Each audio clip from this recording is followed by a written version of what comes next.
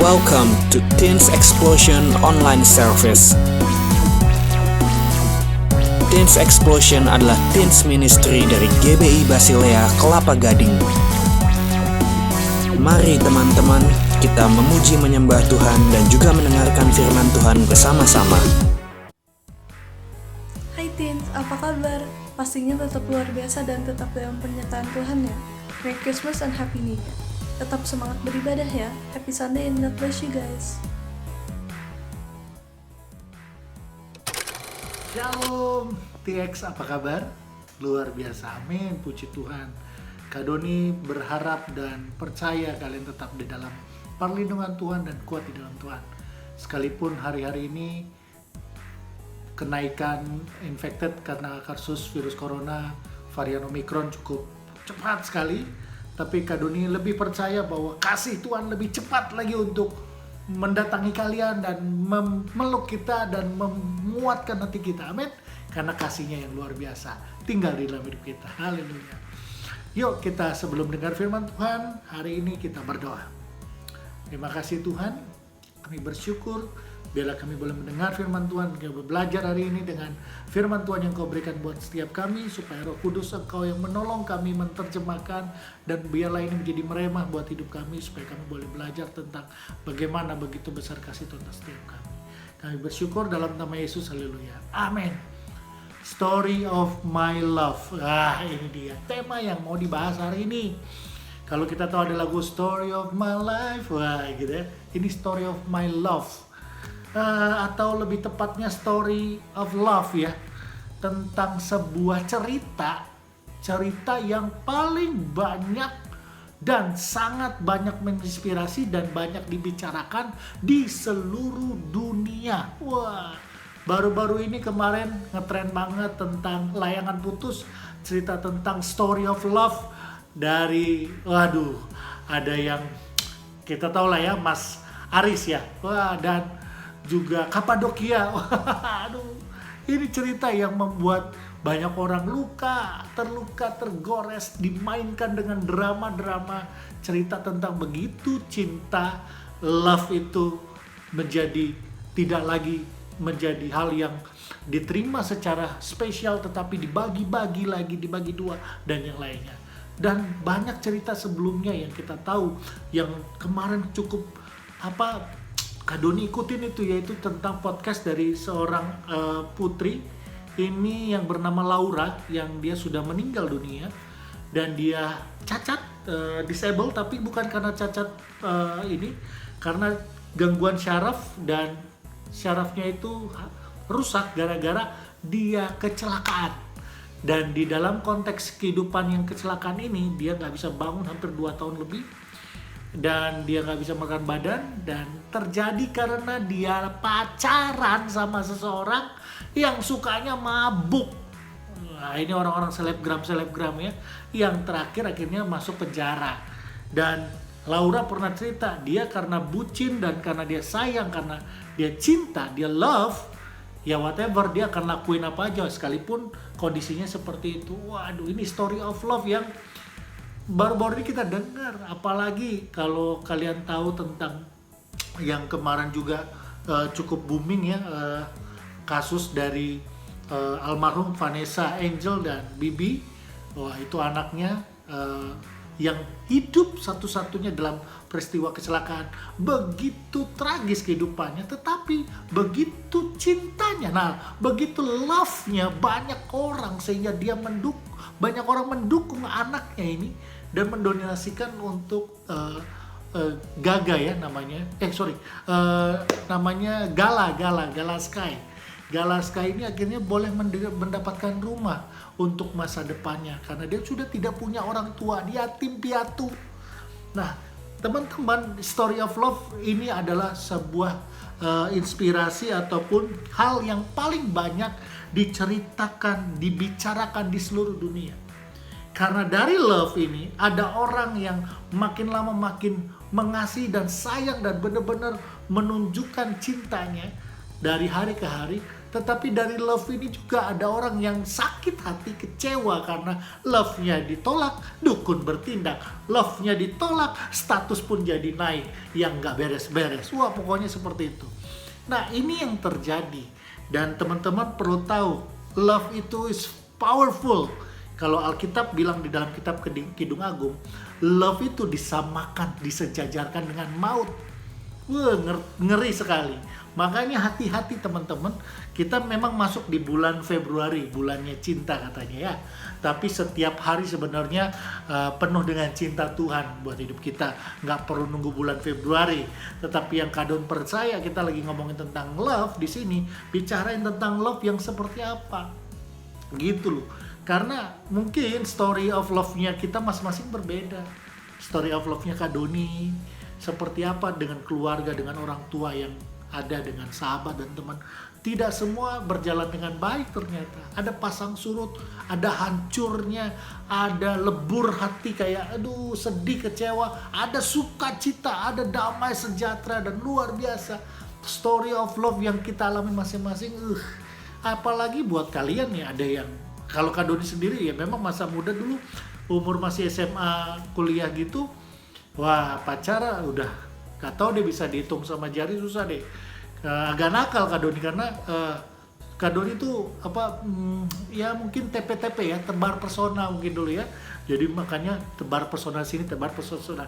Akhirnya story of love-nya ngawur bener-bener gitu ya. Tidak ngerti prinsipnya. Tetapi Kadoni waktu itu belum belajar, belum tahu ternyata ada yang salah dalam proses konsep Kadoni mengambil prinsip tentang apa itu love sesungguhnya. Dan ternyata Kadoni waktu itu krisis of love dari kehidupan Kadoni pribadi yang Kadoni petik dari rumah, dari keluarga Kadoni yang punya persoalan yang pergumulannya cukup besar. Tetapi Kadoni percaya Tuhan pakai cara itu untuk Kadoni menemukan love yang sejati itu. Teman-teman mungkin adik-adik yang punya story of love sekarang lagi bucin-bucinnya, aduh tahu katanya Ronaldo lagi bucin sampai Burj Khalifa dibikin sesuatu yang aduh pokoknya menarik sekali supaya pacarnya segala macam atau orang yang dikasihinya dia bisa menarik perhatian yang besar. Wow, dan ada macam-macam lagi cerita-cerita tentang story of love. Dan teman-teman perlu tahu, ini yang sebenarnya yang kita mau belajar, story of love yang sesungguhnya, yang sejati, supaya kita nggak salah langkah. Karena apa? Karena love itu sendiri punya arti yang besar dalam hidup kita. Karena kalau kita mengerti bagaimana kasih itu atau love itu yang benar, kita akan mengerti bahwa inspirasi untuk segala macam yang ada di dalam dunia ini, baik buku yang dituliskan, terinspirasilah buku yang berbicara tentang cinta yang sangat-sangat luar biasa, yang bisa dibaca orang, yang bisa akhirnya menginspirasi orang. Apalagi tentang lagu-lagu yang dituliskan tentang cinta, yaitu lagu-lagu yang bisa membuat seseorang akhirnya menikmati bagaimana kasih damai itu besar. Dan ada banyak lagi tentang film, kita tahu tadi film Layangan Putus, dan film kalau Kadoni dulu zaman-zamannya dulu Titanic, tentang film cinta yang dipisahkan oleh karena keadaan dan kematian, dan banyak film-film yang lain dan buku-buku yang lainnya. Dan teman-teman, pokoknya ngomongin ini nggak pernah bosen sebenarnya. Ngomongin tentang cinta ini nggak pernah bosen. Karena it's my dream, not her, gitu ya. Nah, jadi teman-teman perlu belajar dan tahu yang sebenarnya sesungguhnya apa sih yang kita harus belajar tentang love dan story of love seperti apa yang pingin kita alami supaya kita nggak salah. Jangan sampai kita ngalami story of love yang jelek, yang mengerikan, dan akhirnya kita menyalahkan diri sendiri, dan akhirnya kita salahin Tuhan, salahin keadaan, salahin kondisi, dan akhirnya hidupnya berantakan karena kita salah paham terhadap memahami story of love atau love itu sendiri dalam hidup kita. Amin. Dan dalam firman Tuhan kita mau baca sebuah firman yang diambil dari kitab Filipi pasal 2 ayat 5 sampai dengan 11. Nanti baca di rumah dan baca sendiri di rumah lebih dalam lagi. Di sini Kadoni mau ingetin tentang bagaimana Yesus, cerita yang sesungguhnya tentang love itu adalah ketika Yesus mau mengosongkan dirinya, kenosis lebih tepatnya bahasa aslinya. dari sorga mulia, ya, Yesus tinggalkan segala kemuliaan, turun menjadi hampa. Menjadi hampa sebagai manusia lemah, tak berdaya. Wah, ini Yesus. Dan di sini dikatakan Filipi pasal 2 ayat 5 sampai dengan 11. Kenosis, mengosongkan diri. Dia tidak menggunakan kekuatan yang sebenarnya sebagai Tuhan untuk bisa mengatakan A, B, C, selesai sudah, gitu ya. Tetapi dia mengosongkan dirinya, dan dari sorga mulia dia tanggalkan segala kemuliaannya, dia turun dan menjadi hampa. Dan sebagai manusia lemah tak berdaya, ketika hidup sederhana, disalah mengerti, ketika ditolak oleh manusia, dihina dengan luar biasa, ketika dia disangkal oleh muridnya sendiri, ditinggalkan sendirian, dan dia dikhianati oleh Yudas atau muridnya sendiri, dan sampai akhirnya naik ke kayu salib, disalibkan dan mati. Untuk siapa? Untuk kita. Nah, Kak Doni mau tanya, kenapa Yesus mau mati untuk kita? Apa yang membuat Yesus mau disalib buat sebagai ganti dosa-dosa kita? Apa yang membuat itu dilakukan oleh Tuhan Yesus? Jawabnya adalah karena ada love. Karena love, itu aja. Karena teman-teman mau tahu, itu adalah kunci utama yang menggerakkan belas kasih Allah, yang menggerakkan apapun yang Tuhan mau kerjakan, dan bersikeras bersikukuh untuk tetap bertahan untuk mau menyelamatkan kita. Sekalipun kita sendiri yang gak mau, kadang-kadang menolak, kadang-kadang ntar dulu deh, ngapain sih sama Tuhan, ngapain sih dengan Tuhan, ntar dulu deh, bentar-bentar deh, gue masih muda, nanti masih banyak waktu. Kadang-kadang kita begitu, tetapi Tuhan tetap bertahan, bersikeras, bersikukuh untuk tetap mau mendatangi kita, memeluk kita, dan menggandeng tangan kita untuk membawa hidup kita ke dalam kehidupan penuh dengan love, kasih Tuhan.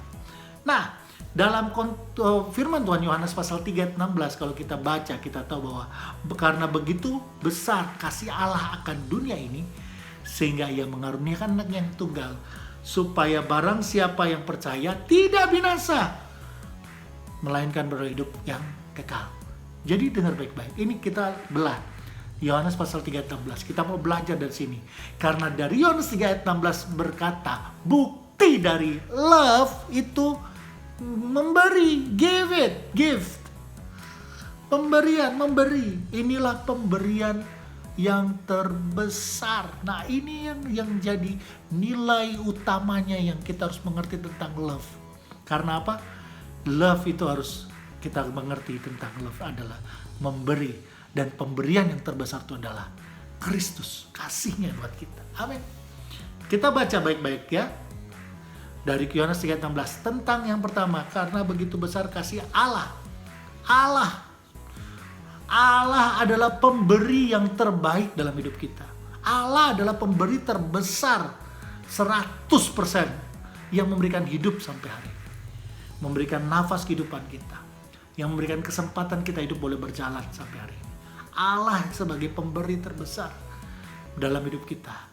Jantung, paru-paru, lambung, otak, tenggorokan, sampai mau ke belakang pun ke WC, semua sudah diatur dengan sistem yang baik dalam tubuh ini.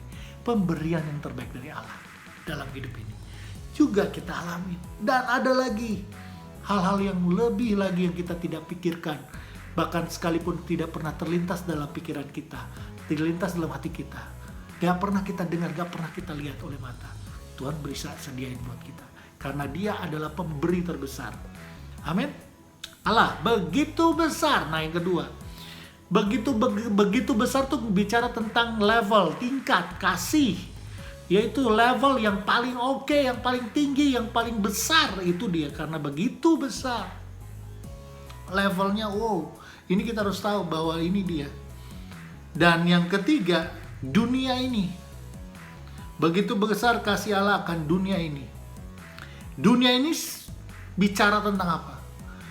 Jumlah yang terbesar, berapa miliar orang yang mau Tuhan berikan kasih-Nya buat kita semua. Berapa jumlah terbesar yaitu ada di dunia ini. Jadi bayangkan, kasih, love, pemberian yang terbesar diberikan kepada jumlah juga yang terbesar, kepada seluruh dunia, kepada orang banyak. Tinggal siapa yang mau respons terima. Lalu mengaruniakan, bicara mengaruniakan adalah tindakan yang terbesar. Nah, dari kata karunia, hal yang dilakukan yang sampai akhirnya kita harus mengerti di sini dikaruniakan adalah seperti seorang penjahat yang sebenarnya dia tidak layak untuk mendapatkan pengampunan karena kejahatan yang besar, tapi dia menerima karunia itu dan dia akhirnya dibebaskan. Ini pemberian, pengkarunian, tindakan terbesar Tuhan. Tetapi bukan berarti kita begitu saja menerima karunia itu, tapi dengan memberi dirinya sendiri sebagai ganti dosa dari yang sudah kita buat. Ini luar biasa, tindakan yang terbesar sehingga dia mau mati di kayu salib. Lalu mengaruniakan anaknya yang tunggal. Tuh, ini dia, udah tunggal ya, satu-satunya. Ini bicara tentang pemberian yang terbesar. Karena teman-teman tahu, anak yang tunggal berarti satu-satunya yang diharapkan, satu-satunya yang yang pantas untuk menerima sayang dan kasih orang tua, yang pantas menerima janji-janji yang orang tua buat, tetapi harus diberikan. Oh, ini pemberian yang terbesar. Dan teman-teman perlu tahu, anaknya yang tunggal. Barang siapa artinya undangan terbesar kepada siapapun. Jadi nggak bicara kepada hai orang yang beriman, yang tidak beriman tidak hai. Wah, bukan. Ini ngomongin barang siapa. Benar. Undangan terbesar, siapapun percaya. Nah, ini dia. Percaya itu adalah bentuk kesederhanaan terbesar. Karena dia nggak perlu melakukan A, B, C, D, E, babi, buti, du, da, di, du, da. Dia perlu hanya percaya, ini kesederhanaan terbesar. Just believe, trust. Diberikan kemudahan. Nah, itu percaya. Nggak perlu harus menggantikan dengan sebuah kewajiban yang harus kita berikan. Nggak perlu harus mengorbankan sesuatu untuk kita terima sesuatu ini. Nggak. Kita hanya tinggal percaya. Tidak binasa. Percaya kepada siapa? Percaya kepadanya. Artinya kepada siapa? Kepada Yesus, kepada Tuhan. Adalah pribadi yang terbesar. Gak ada yang lain selain Yesus Kristus Tuhan kita. Yang sanggup, yang dapat dipercaya di dalam kehidupan kita. Dan kepadanya tidak binasa. Oh, ini nih. Tidak binasa. Ini adalah kelepasan yang terbesar. Teman-teman tahu binasa bukan bicara kita peris, hilang di dunia ini, habis gitu mati udah gak tahu kemana. Enggak. Ngomongin binasa itu kita tahu di after of life. After life itu ada kehidupan lagi gitu loh. Karena disitulah kita akan mengerti starting point kita untuk kekekalan. Mau binasa itu bicara tentang hidup di dalam neraka, atau kita mau bersama dengan Kristus dan mendapatkan juga kekekalan, bukan kebinasaan. Ya teman-teman. Dan melainkan dari kepadanya tidak binasa. Melainkan ngomongin perbedaan. Ini perbedaan yang terbesar. Tadi bilang binasa, ngomongin tidak binasa, kelepasan terbesar, dan melainkan beroleh ngomongin kepastian yang terbesar. You mendapatkan perolehan kepastian, itu yang tepat. Dan kepastian apa? Hidup yang kekal. Ini adalah hidup yang kekal, bicara tentang milik yang terbesar. Kenapa? Karena ini adalah kualitas hidup yang terbaik. Ketika kita mungkin di dunia ini kita nggak banyak memiliki apapun, tetapi kita memiliki kasih Tuhan, sehingga kasih Tuhan itu tinggal dalam hidup kita dan terrepresentasi dalam hidup kita dan tercurah ke banyak orang. Akhirnya kita percaya bahwa hidup kita adalah sebagai Allah Tuhan. Dan ketika suatu saat nanti kita pulang, kita bersama dengan pribadi yang terbesar, karena dia memberikan kita milik yang terbesar, yaitu kekekalan. Amin. Ya, di dalam kekekalan inilah hidup yang kekal bersama dengan dia, bersama dengan Yesus. Jadi teman-teman, ini yang penting dan kita perlu tahu tentang love. Karena apa? Karena memiliki kasih itu yang besar, memiliki kasih yang luar biasa itu, kita bersyukur sekali. Karena Tuhanlah story of love kita yang gak boleh kita tinggalin dalam hidup kita. Teman-teman tahu murid-murid Yesus seperti Rasul Petrus. Rasul Petrus dia harus mati di kayu salib dengan cara salib terbalik karena dia percaya story of love-nya dengan Tuhan. Dia menerima kekekalan dan kepastian besar.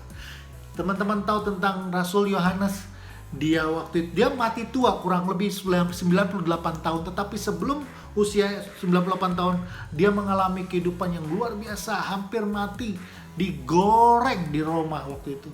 Tetapi dia tetap hidup karena mujizat Tuhan nyata, penyertaan Tuhan nyata, sehingga ia akhirnya mati dengan damai di usia 98 tahun.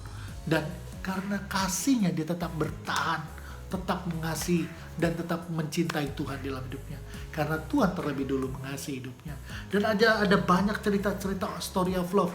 Martir-martir Tuhan yang pergi ke Sumatera, yang pergi ke Papua, yang pergi ke tanah timur di sebelah sana. Dan banyak orang-orang yang memilih untuk menjadi misionaris. Dan mereka memberi diri untuk mengabarkan berita sukacita kepada banyak orang, yaitu keselamatan, kasih yang terbesar, pemberian yang terbesar, kepastian yang terbesar, milik yang terbesar, yaitu hidup yang kekal dengan Tuhan. Dan ketika mereka mendapati hidup, mereka berjalan tidak seperti yang mereka hadapkan. Ketika mereka harus mati bagi Kristus, yang membuat mereka tetap percaya dan melakukan karena kasihnya yang terbesar buat Tuhan. Dan dia karena menyadari the story of love-nya, bahwa Tuhan yang di dalamnya merangkai semua dalam kehidupan kita. Yang pasti Tuhan mau kita belajar bahwa kita punya prinsip hidup yang jelas, yaitu kita punya love, dan love-nya yaitu love daripada Kristus Yesus Tuhan kita. Amin. Dia mau mati di kayu salib untuk menebus dosa kita. Dia memberi hidupnya, dia mengosongkan dirinya dari sorga mulia turun kepada buat kita untuk kita boleh menerima keselamatan. So guys, tetap percaya kepada Tuhan. Dan ada banyak orang-orang di luar sana yang juga perlu menerima kasih. Kadang-kadang kita harus lihat di kiri kanan kita, atau ada di depan rumah kita, atau di jalan ketika kita sedang ada bersama-sama dengan teman. Kita bisa membagikan kasih. Karena story of love bukan bicara tentang besar atau kecilnya yang bisa kita beri dalam hidup kita, tapi bicara dengan kualitas di mana Yesus yang menggerakkan, karena di dalamnya ada kuasa yang sanggup mengubahkan banyak orang. Amin. Kiranya Tuhan Yesus memberkati, dan sampai ketemu lagi di minggu yang akan datang. God bless you. Happy Sunday. Bye.